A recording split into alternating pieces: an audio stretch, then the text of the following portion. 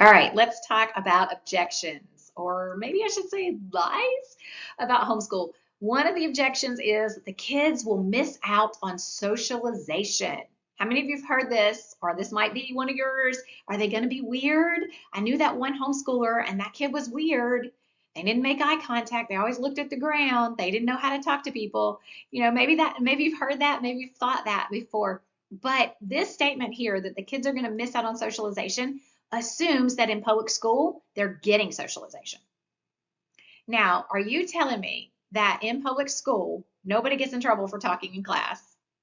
Nobody gets in trouble. Nobody has to sit out at recess because they were talking when they weren't supposed to be.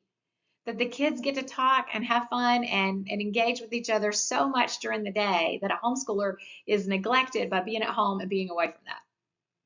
And I think the answer to that is that it's just absolutely not true. In a public school and even in a private school setting, there's so much to do. There's a lot of listening to the teacher. There's a lot of taking turns. I had 27 kindergartners in my class one year.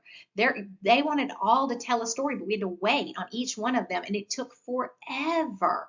It was very hard. They didn't get a lot of time to share their thoughts, their opinions, their ideas. They had lunch, they had recess, and the few times that we were in small groups or they were working in play centers or something like that, they really didn't have a lot of time to talk to each other. In high school, maybe a little bit more. Middle school, when you're changing classes and you can talk a little bit in the hall or between buildings or something. But really and truly, how much social time do kids get within a traditional school model? So my personal story here, our first semester of homeschooling, my daughter was in the third grade and she was completely bored. She was like, I don't want, we went to church and we really didn't even have a neighborhood right then. So she didn't have friends around her a whole lot other than the activities at church, and she was bored. The second semester we joined a cooperative group where the parents take turns teaching each other's children, helping out with classes and things like that. I think I was an assistant. I was scared to jump in and do too much that first semester. But by the sixth grade, we joked that we didn't homeschool, we car schooled because we were going all the time. Karate, Lego club, co-op, visiting with my grandmother, helping with my mom. We were all over the place, going, going, going. We were around people of all ages. She was in multi-age groups. She was around people that were much older than her, much younger than her. She was having a great time. And we were very socialized. She and I both. So homeschool is what you make of it, and there are plenty of groups and activities for the homeschooler. There's so many options. I'm going to just tell you a few of them and give you my personal experience in our little town here and what we do in the surrounding areas. But there are so many opportunities for homeschoolers. So there are co-ops, what I talked about before, where parents take turns teaching. So this parent teaches for a couple of weeks or for a semester or for a year, depending on how that goes in the group. Other parents will help to set up or break down or be a teaching assistant, something like that. And so everyone has a hand in that. There are other groups that are paid groups, and you pay and you have more professional teachers set apart. These are the teachers, this is the staff, and they teach. And then you have drop off groups where you pay, you drop the kids off, you leave, and you have zero responsibility to set up or break down or any of that kind of thing. Some of these meet in churches or um, rec centers, parks. There are all sorts of different groups that meet in all kinds of places. There's classical education. There's some that meet and just teach core subjects. There are some that do electives. Some do both. Some are just totally for fun, just to have social time for the kids to hang out and play on a playground or at a park or something like that. I have been involved in all kinds of different ones. One was a true co-op where the parents all took turns. One was a drop-off program for high schoolers. I actually taught there and had a daughter that went there.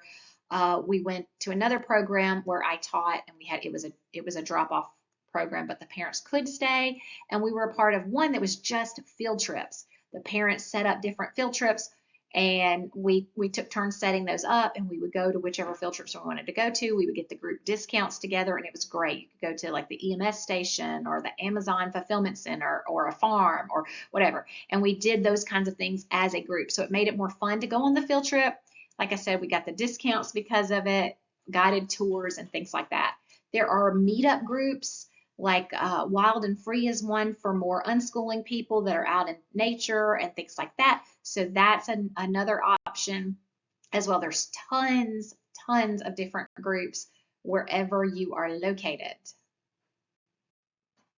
I'm going to prove it to you. I'm going to show you some different groups. This was field day for our homeschool co-op group. Like I said, the parents chipped in and did different things. So we had different stations that we ran at the field day. This is a ginormous group of kids here. You see them from itty bitties all the way up to high school, and they had a great deal of fun here.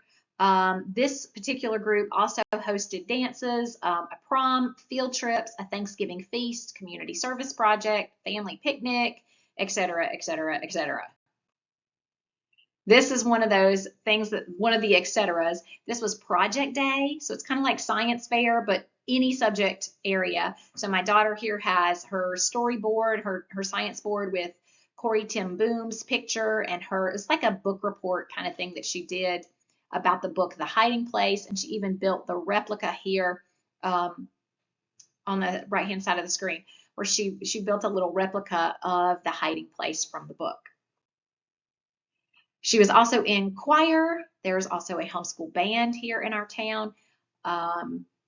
There are sports groups. Last night we took our daughter to soccer. We saw the homeschool cheerleading group and football group. There's color guard, cross country teams. I've heard of robotics groups, and there are new things added each and every year. People are starting whatever it is that they feel like is lacking in the homeschool world. And this is like a community assembly time. This is K through 12, parents included. And you could see me up there on the stage with one of my little bitties on my hip.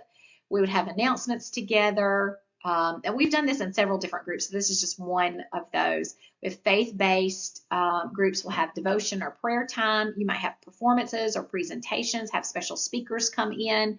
So that's a really neat opportunity for kids to have like an assembly. Then we have dance. We are part of a homeschool dance group. My kids are able to take tap, jazz, ballet, and tumbling, and they're adding aerial silks this year, which my little girls are very excited about doing. I'm not so sure. That sounds a little scary to me, but we're excited about all the possibilities and opportunities in our homeschool world. This is me. These are my children, my pictures, my real life. I told you we car school. This is another group. A mom just said our teenagers need a group. We were part of a co-op, but that she did not feel like there was enough at the co-op for the teenagers. So she created a group for teenagers. This particular night, we had a French-themed mystery dinner for them. Some of the moms cooked different things. Some of the moms served as waitresses. And I can't remember, they had some kind of menu and some kind of game that they played, this mystery theater deal. We've also been a part of a Lego club, a scrapbooking group. You can do cycling or swimming or whatever it is that you're interested in or your child is interested in. You can create it or you can find it. They are out there. And if you're new to homeschooling, you can meet other families at the museums, parks, hiking trails, library. Pretty much if you have a school-age child in any of those places during the school months, you know they're a homeschooler too. And that's how we just kind of connect with one another. We're always meeting new friends as we go. Here's another fantastic experience we were a part of. I talked about field trips. This is a local museum. This is called Brattonsville Academy. I don't know if they even have this anymore, but one of my older daughters was able to be a part of an 1800s one-room schoolhouse experience. So we went. They had an all-day classroom experience with this interpreter there at the museum, and she played the part of the teacher, and she taught them all about what it was like to be alive and in school during the 1800s. It was funny. She would ask them who the president was, and she was like, "Oh, I've never heard of him. That's not the president at all." Like, and she would ask them what states, how many states there were. She's like, 50. Oh, maybe one day there'll be 50 states, but not now. Right now we have, and she would just tell them about different things in the 1800s. Such a neat experience. They packed a lunch. They ate outside. They did have porta potties instead of true outhouses.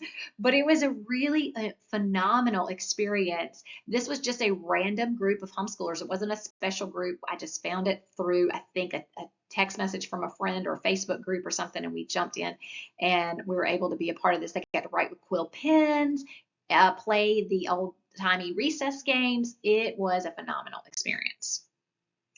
And we did it. I can successfully say homeschool does work. We have actually graduated one, and she's successful in college. And she graduated with a group of friends.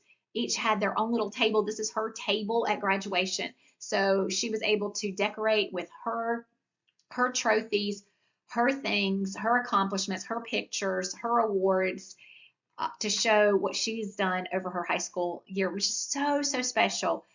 There were 20 kids that graduated together at this particular program, and each one of them had a personalized little part of the ceremony. Her dad and I, my daughter, her dad and I actually gave her the diploma. Each of us were able to speak to her in front of the group about the homeschool experience, about her school experience, how proud we were of her, and our well wishes for the future. And one of the girls there actually participated in two different groups' graduation ceremonies. So there's no lack of social things to do.